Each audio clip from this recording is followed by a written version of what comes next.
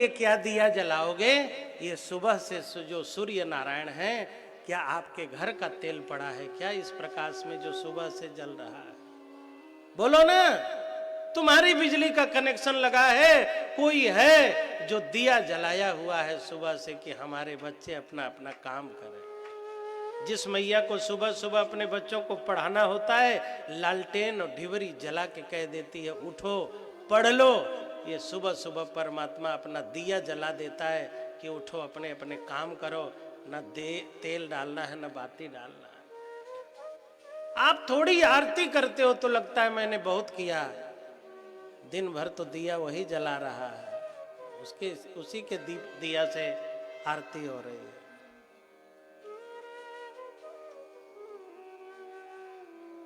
राधा रानी जब वृंदावन में थी, भगवान कृष्ण जब वृंदावन में थे, भगवान जब वृंदावन में थे तो एक दिन राधा रानी उनसे नाराज हो गई किसी बात से। जानते किस बात से?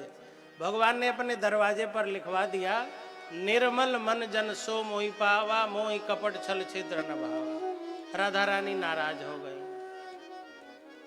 इसका मतलब जो कपटी होंगे उनसे दूर रहोगे। जाओ, तुम्हारे दरवाजे में नहीं आती। अरे तुम्हारा दरवाजा तो प्याऊ होना चाहिए, जहां पे जात देश वेश परिवेश दे करके पानी न पिलाया जाए। मुझे नहीं आना। और राधा रानी ने अपने दरवाजे पर लिखवा दिया, सन्मुख होई जीव मोहि जबहि, जन्म कोटि अघनासं। कपटी से नहीं मिलोगे। अरे गंगा में नहा के नहाना है तो गंगा की महिमा क्या है? कथा में नहा के आना चाहिए, लेकिन बिना नहाए आओ और कथा पवित्र न कर दे। आपके नहा के आने से कथा पवित्र करेगी? या अपवित्र को पवित्र करती है, पावन को पावन करती है। राधा रानी ने कह दिया, देखना सखियों, श्री कृष्ण जी मेरे घर में न घुसने पावे। उन्होंने लोगों के लिए दरवाजा बंद कर दिया है, मैंने उनके लिए दरवाजा बंद कर लिया है। नंद नंदन नावन पावे, भले कोई आ जाए लेकिन नंद नंदन ना आने पावे। भीतर चरण धरन मत दीजो, चाहे जितो ललचावे। देखना, फट से लोग लालच दे देंगे, कह देंगे मोक्ष दे दूंगा, मुक्ति दे दूंगा, स्वर्ग में भेज दूंगा, इंद्र बना दूंगा। चाहे जितना लोभ लालच दे, बिल्कुल आने मत देना। ऐसन को विश्वास कहारी, कपट बैन बतरावे। देखो तो प्रभु आए, ललिता विशाखा ने रोका, खबरदार, नो परमिशन, चलिए बाहर। भगवान ने कहा भक्ति दूंगा, ललिता ने कहा भक्ति हमें प्राप्त है, मुक्ति दूंगा, हमें चाहिए ही नहीं। भगवान 3-4 घंटे तक मनाते रहे। नवकंज लोचन कंज मुख कर कंज पद कंजारुणम, कमल के जैसे है ना उनके चरण।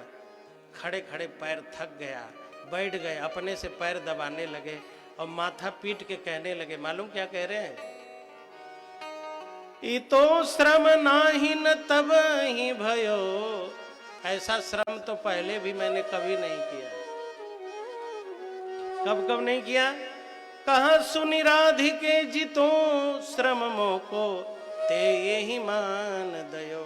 जितना आज आपने खड़ा करा दिया, इतना तो मैं किसी के दरवाजे पे खड़ा भी नहीं हुआ। बलि ने तो तुरंत स्वागत किया, केवट ने तो तुरंत नौका पे बैठा लिया, लेकिन आपने तो कई घंटा खड़ा करा दिया।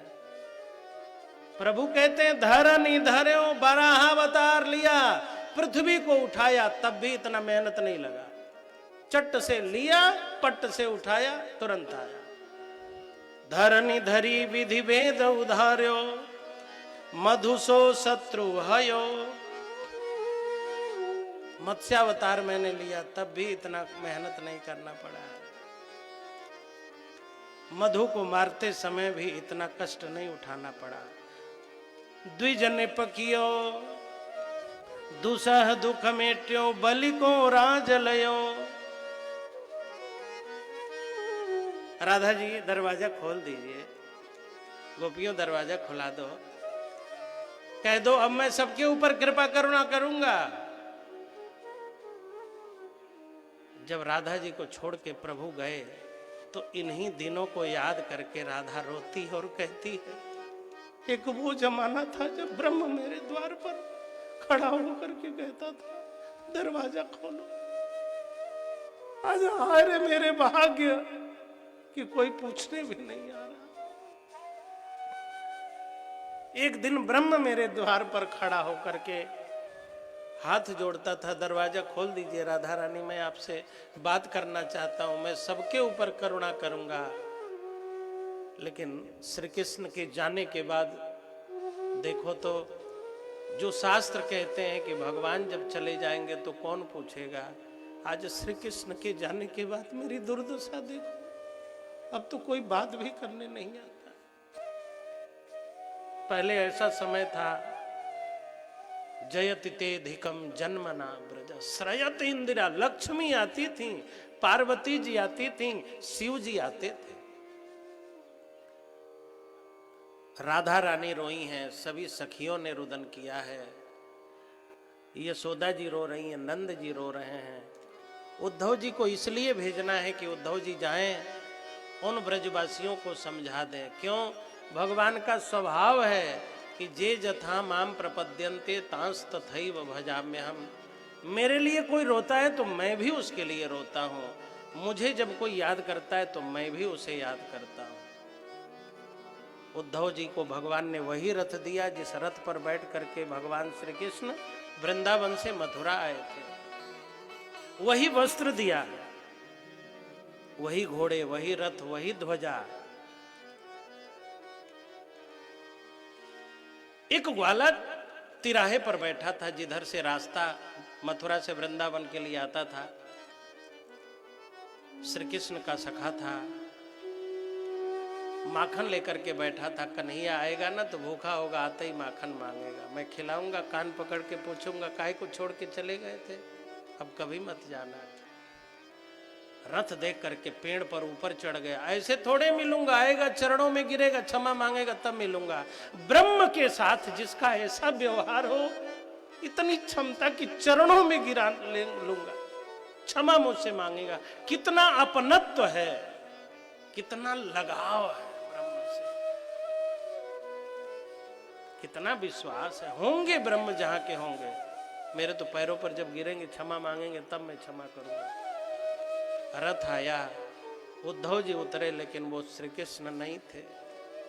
सखा नीचे उतरा, कहने लगा आप श्री कृष्ण के ही कुछ लगते हैं। उद्धव जी ने कहा हाँ, हम उनके मित्र हैं, प्रभु ने भेजा है, हम नंद यशोदा जी से मिलना चाहते हैं, उनके मित्रों से, राधा रानी से। तो उसने कहा कि सीधा रास्ता है, चले जाओ, ये रास्ता देख रहे हो सीधे नंदालय को जाता है। उद्धव जी ने देखा कि रास्ता भीगा हुआ था, दोनों तरफ गीला था, बीच में गीला था, दोनों तरफ सूखा हुआ था। बीच का रास्ता भीगा है, किनारे किनारे सूखा हुआ है। और उद्धव जी ने कहा इसी रास्ते को पकड़ के सीधे नंदालय चले जाओ, नंद यशोदा मिलेंगे। तो उद्धव जी ने कहा कि विचित्र रास्ता है, बीच में भीगा है, किनारे किनारे सूखा है, यहाँ कौन वर्षा करता है, यहाँ का कोई इंद्र दूसरा है क्या, यहाँ वृष्टि विभाग किसी दूसरे के हाथ में है क्या, या रास्ता भीगा दिया है क्या, किनारे किनारे कैसे सूखा है, बीच में कैसे भीगा हुआ है, इसका इतिहास बताओ। तो उसने कहा ये मार्ग कोई वर्षा के जल से नहीं भीगा है, ये यशोदा और राधा के आंसुओं से भीगा हुआ मार्ग है। नंद बाबा रोज यहाँ आते हैं, राधा रानी आती हैं, यशोदा जी आती हैं, रो रो करके आते हैं, जाते हैं, रास्ता भीग गया है। उद्धव जी को लगा ऐसे प्रेमियों के बीच में ज्ञान की कौन सी कथा मैं सुनाऊंगा। लेकिन जब नंदालय पहुंचे हैं, नीचे उतरे, नंद भवन में प्रविष्ट किया, आवाज देने लगे जय श्री कृष्ण, घर में कोई है। तब तक माँ यशोदा निकली, भैया चुप रहो चुप रहो चुप रहो, बोलना मत, अभी अभी मैंने कन्हैया को सुलाया है, जग जाएगा तो फिर सुलाना मुश्किल हो जाएगा, मुझे उसके लिए माखन निकालना है, दही बनाना है, दूध गर्म करना है, उसके खिलौनों को ठीक करना है, उसके कपड़े को ठीक, अभी अभी मैंने सुलाया है। तो उद्धव जी माथा पीटने लगे, कि जब यशोदा यहाँ सुला रही हैं तो मैं कहाँ से आया हूँ, मुझे तो श्री कृष्ण ने भेजा है, और कृष्ण जब यहाँ सो रहे हैं तो कृष्ण ने मुझे भेजा है। उद्धव जी ने कहा माता जी जरा कृष्ण को दिखाओ कहाँ सो रहे हैं। यशोदा ने कहा चुपचाप आओ। और जब नंद जी भवन में प्रविष्ट हुए हैं, 84 चौकों का महल, नंदालय अभी भी जाइए, 84 खंभे, चौक कहते हैं ब्रज में अंगना को, 84 चौकों का अंगना। और जब उद्धव जी प्रविष्ट हुए तो एक एक खंभा से, पत्थर से, दीवार से, ईंट से जय श्री कृष्ण की आवाज आ रही थी। श्री कृष्ण की उपस्थिति ने जड़ को भी चैतन्य बना दिया था, और ब्रह्म की कथा, ब्रह्म की उपस्थिति जड़ को भी चैतन्य बना देती। उस जगह पर उद्धव जी को ले जा गई माँ यशोदा। श्री कृष्ण का वह जन्म जहाँ हुआ था, जहाँ पर श्री कृष्ण रहते थे, जन्म नहीं, जहाँ रहते थे प्रभु, अधिकतम जहाँ पे विश्राम किया करते थे, उस गर्भगृह में ले गई जहाँ पर प्रभु विश्राम किया करते थे। एक पालना था, उस पालने पर एक गोल तकिया पड़ी हुई थी। एक सांवला श्री कृष्ण के रंग का कंबल गोल तकिया को मैया ने उड़ा दिया था, और उसी गोल तकिया को कृष्ण समझ करके थपकी लगा लगा के सुना रही थी, सो जा सो जा। और उसी गोल तकिया के ऊपर से कंबल हटाई और कहने लगी ये मेरा कन्हैया सो रहा है, देखो इससे बात तो करो, अभी सुलाया, अभी मक्खन खिलाया। और जिसे तकिया में कृष्ण का दर्शन होता हो, उसे कृष्ण का विरह कैसे हो सकता? उस यशोदा को श्री कृष्ण कैसे भूल सकते? जिसने जड़ में चेतना का दर्शन किया हो, उस यशोदा को श्री कृष्ण कभी नहीं भूल सकते। और वहां गए हुए ब्रह्म ज्ञानी को प्रेमी बनना ही होगा। हम तो चेतना में भी चेतना नहीं देख पाते हैं। सूर्य भगवान चैतन्य है, सूर्य भगवान को जल कितने चढ़ाते हैं, लेकिन धन्य है उद्धव जिन्होंने ऐसी माँ का दर्शन किया है, ऐसे पिता का दर्शन किया, ऐसे ब्रजवासियों का दर्शन किया, जिन्होंने तकिया को भी श्री कृष्ण माना। गोस्वामी तुलसीदास जी महाराज सरल भाषा में यही तो कहते हैं, सिय राम में गांव के लोगों ने कृष्णमय वातावरण बना दिया है। तकिया को, खंभा को, यही है सिय राममयता। गोस्वामी तुलसीदास जी महाराज जिसके लिए चिंतित हैं कि सिय राम की भावना क्यों नहीं आ रही है, वृंदावन में वो आ चुकी है। रात्रि भर वार्ता होती रही।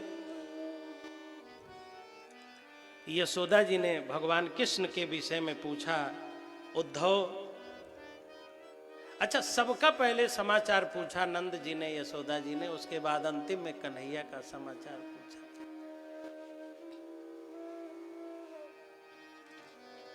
बताओ उद्धव क्या समाचार है?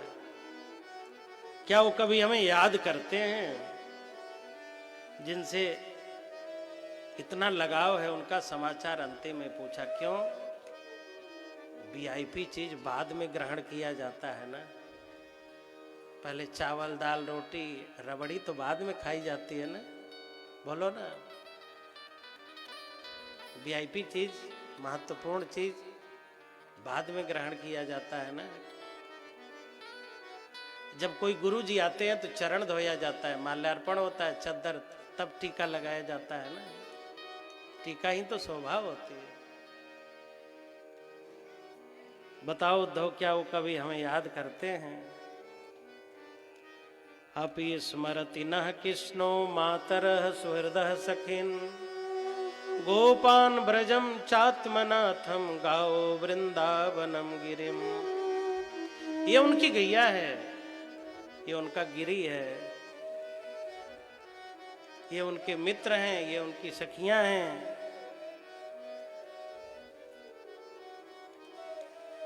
अच्छा उद्धव, एक काम करना, उन्होंने जो कहा है हमको सुना दो और हमारी सब बात उनको बता देना।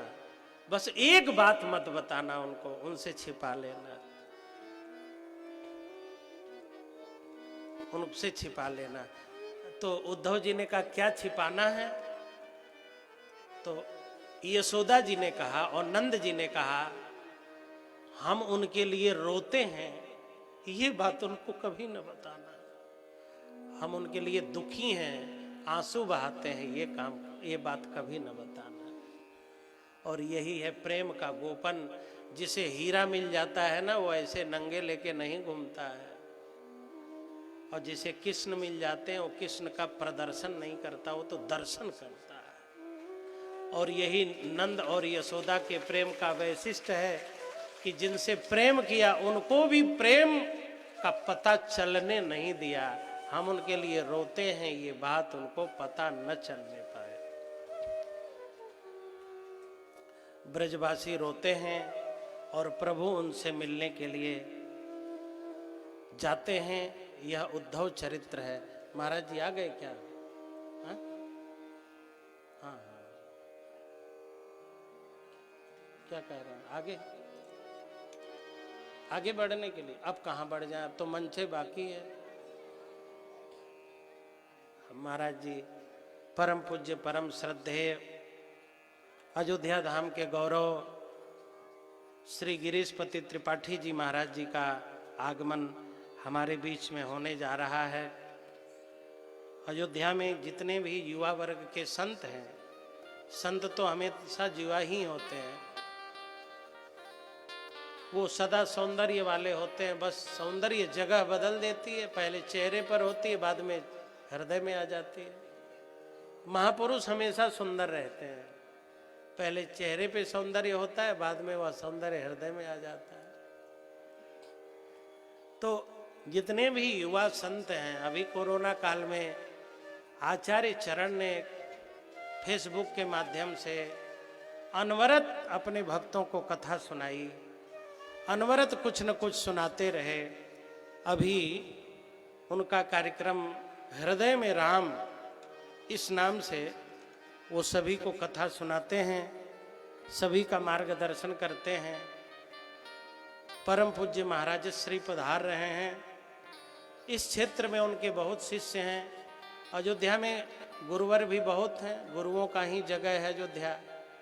लेकिन आचार्य परम पूज्य श्री गिरीशपति त्रिपाठी जी महाराज का जो गुरुत्व है, आचार्यत्व है, वो बड़ा अद्भुत है, विनम्रता पूर्ण, संस्कार पूर्ण है। आप लोग एक बार ताली बजा करके उनका स्वागत करें। महाराज जी आ रहे हैं, आप लोग जहां हैं वहीं रहेंगे, हाथ जोड़े रहेंगे, भजन गाते रहेंगे और महाराज जी को मंच पर आने देंगे। महाराज जी का उद्बोधन होगा, उसके बाद श्री कृष्ण रुक्मणी विवाह और छोटी सी एक झांकी होगी। कल कथा की पूर्णाहुति है और अंत भला सो 6 दिन की कथा तो सेमीफाइनल कथा होती है, अंतिम दिन की कथा फाइनल होती है। तो कल की कथा में आप जरूर आएंगे। आइए एक भजन गाएं, गुरु रे साधो रे गुरु बिन घोर अंधेरा। एक भजन का आनंद लें। महाराज जी आ रहे हैं, उनका आशीर्वचन हम लोग सुनेंगे।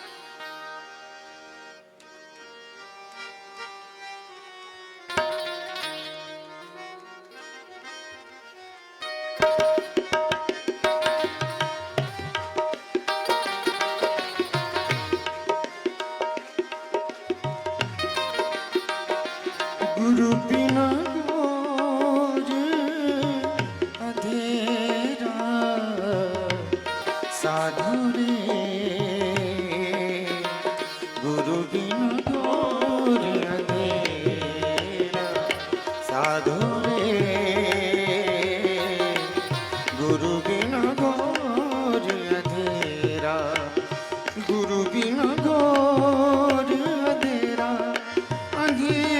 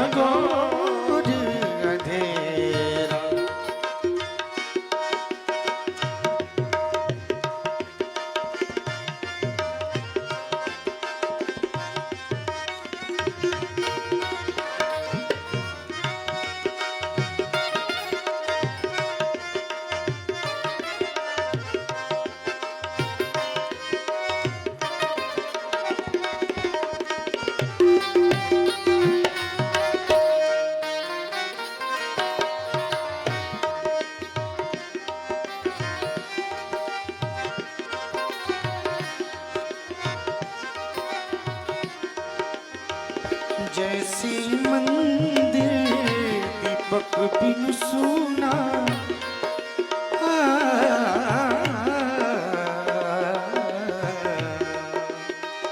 जैसी मंदिर दीपक बिन सुना, नहीं वस्तु का मेरा, नहीं वस्तु का मेरा हो। जैसे मंदिर मंदिर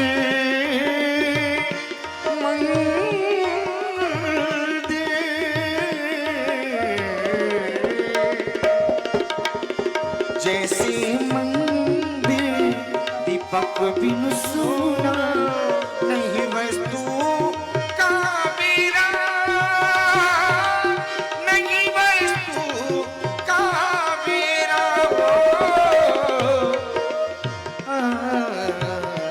साधु रे गुरु बिन घोर अंधेरा, साधु रे गुरुदेव भगवान की। गुरु बिन घोर अंधेरा, गुरु बिन घोर अंधेरा। ओ ओ ओ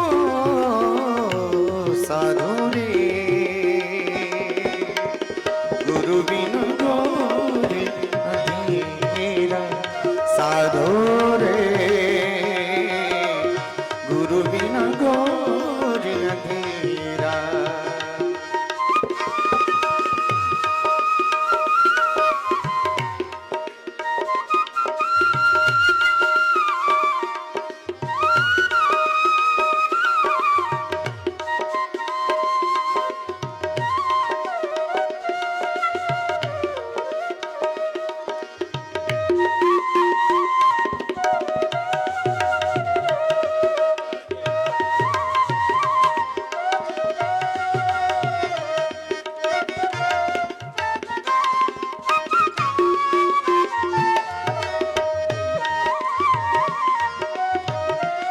बोलो गुरुदेव भगवान की जय।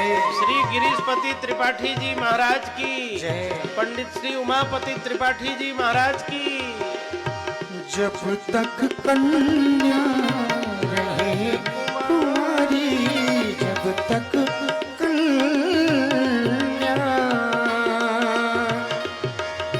जब तक कन्या कन्या कन्या, जब तक कन्या रही कुमारी, नाही पुरुष का मेरा, नाही पुरुष का मेरा हो।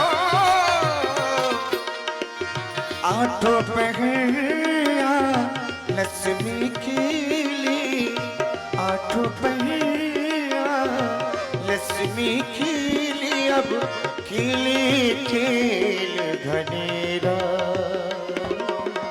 गुरु बिना घोर अंधेरा, साधु रे गुरु बिना घोर अंधेरा, गुरु बिना घोर अंधेरा, अंधेरा साधु रे गुरु बिना घोर अंधेरा।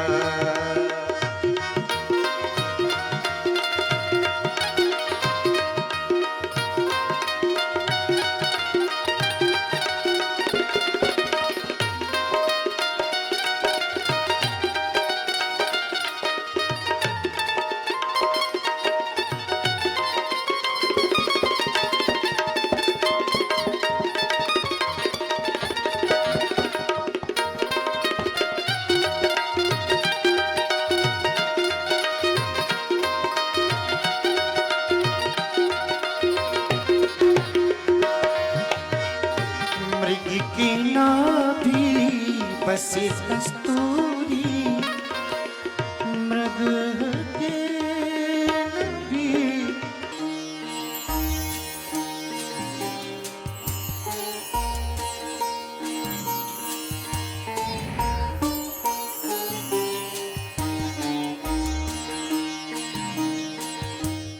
रूप Mantra ayurvedic face cream and face wash. इसकी आयुर्वेदिक देखभाल आपको दे pimples, wrinkles, blackheads, dull skin और डेड स्किन जैसी हर प्रॉब्लम से relief. Skipper Pipes, a complete range of premium PVC pipes and fittings, CPVC pipes and fittings, UPVC pipes and fittings, SWR pipes and fittings, a complete range of bowel systems, agricultural pipes and fitting. Skipper Pipes, fixed for life. हर कोई चाहता है कि उसकी skin हो सुंदर, कोमल और bright, तो फिर कोई भी साधारण सी कॉस्मेटिक क्रीम क्यों? अपनाइए 12 खास आयुर्वेदिक जड़ी बूटियों से बनी रूप मंत्र आयुर्वेदिक फेस क्रीम। ये कोई कॉस्मेटिक नहीं, आयुर्वेदिक औषधि है। इस कथा के प्रायोजक पेट सफा आयुर्वेदिक चूर्ण, पेट सफा हर रोग दफा।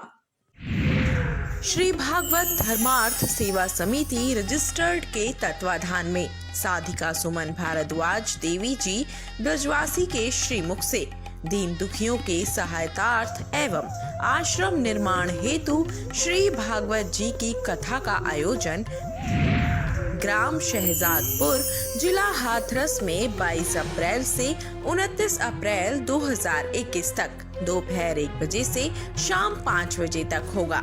कथा के यजमान श्री फूल सिंह जादौन एवं उनके चारों सुपुत्र।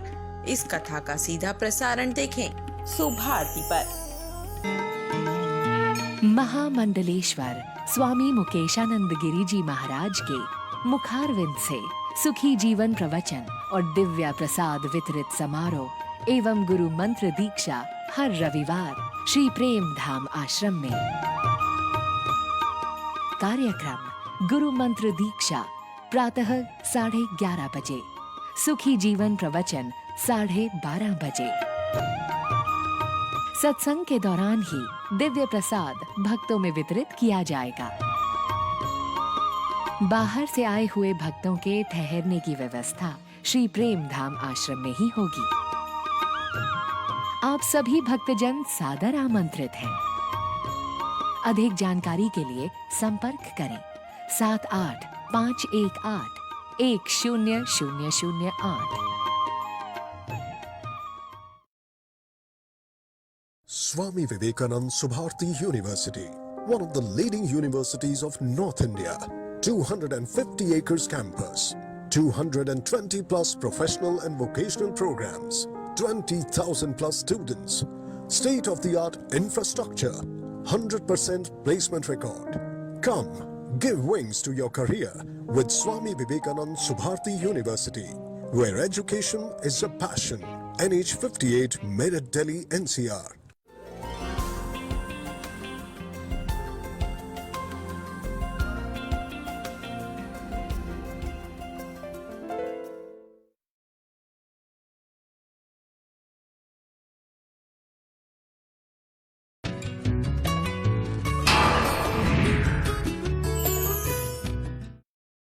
नमस्कार, आप सभी का बहुत बहुत स्वागत है हमारे विशेष कार्यक्रम महाकाल ज्योतिष में। और मैं हूं एक बार फिर आपके साथ रश्मि मेनन। दोस्तों, हर घर के निर्माण में कुछ ना कुछ वास्तु दोष रह जाते हैं, क्योंकि वास्तु के अनुसार हर चीज को घर में बनाना हमेशा मुमकिन नहीं रह जाता। आपके घर में भी इसी कारण से वास्तु दोष का प्रभाव बना रहता है, जो कभी लोगों को बीमार करता है तो कभी धन की परेशानी खड़ी करता है। लेकिन इन दोषों से बचने के लिए उपाय होते हैं, जिन्हें आजमाकर आप वास्तु दोष से खुद को बचा सकते हैं। और यही उपाय आप